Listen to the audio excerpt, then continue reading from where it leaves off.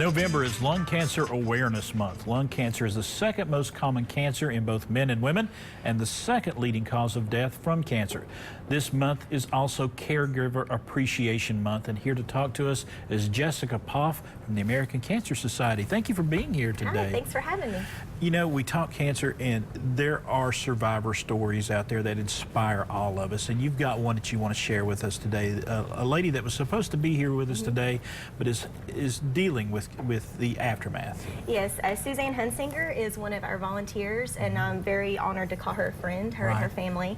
I got to meet her a few years ago with Jonesboro, our Relay for Life event. She has been a Johnson City resident, hairdresser, well-known lady in the area for many years, and in 2008 was diagnosed with lung cancer. Suzanne has never smoked. She has not been around anything that could have caused that, but she started noticing some symptoms and some challenges, and went in and found out she had a lung mass. She went through some heavy chemotherapy, radiation, and then found a trial drug, a clinical trial drug, like so many of our survivors do, and she calls it her miracle drug. And she has done well. She has had lung cancer twice, brain cancer twice. It's been in her rib and in her bone, and most recently in her spine. So over the since 2008, she's went through cancer 6 different times, but I call her my walking miracle because she has such a powerful story, and I really wish she could have been here to share it. We'll have to have her back some other time. But she attributes it to her faith, but her caregivers, her husband, her daughter, her 15-year-old daughter. She says they are what keep her going. And even when they're having a hard time with the diagnosis, as most caregivers do, I've been a caregiver myself. I know you've had family members with cancer. Sometimes it's harder on us than them because we're having to take care of them, plus take care of the situation that we're having to deal with. But her family was a perfect example of if you rally together and rally each other and keep each other's spirits up and make sure that it's okay to have bad days, it's okay to have bad moments, it's okay to cry and scream and be angry, but if you work together, you can overcome this disease.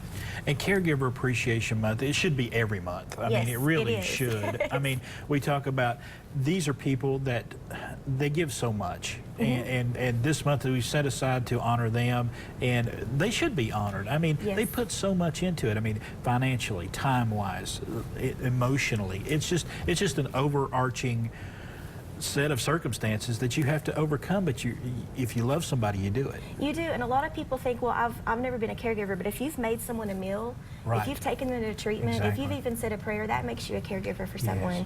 And a lot of times we do a really good job of loving on our caregivers when we still have that survivor with us, and it could be cancer, Alzheimer's, anything. But sometimes when that person has already passed away, our caregivers feel that their job's been done, but they're actually carrying on that battle for the rest of their lives.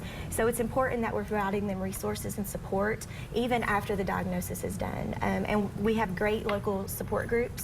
We're working on the Caregiver Appreciation event for December for all of our caregivers in the area at our office, and just to let them know they're not alone, and it's okay to have your bad moments too. And if you go to your website, you have some great information on there. I looked at that yesterday. There is such a resource tool there. You can go to cancer.org and get on there, and they have pages dedicated to caregiver information. Yes, online support groups. So if you're not a big person to get and talk with other people, you can talk through your computer, and we have a 24-hour-a-day, 7-day-a-week hotline, 1-800-227-2345, that there are counselors there, there's nurses there, there's people just to talk to at any time that you need it, so you don't have to be the one diagnosed. It can be for anyone. All right, Jessica Poff, thank you so much for being here today.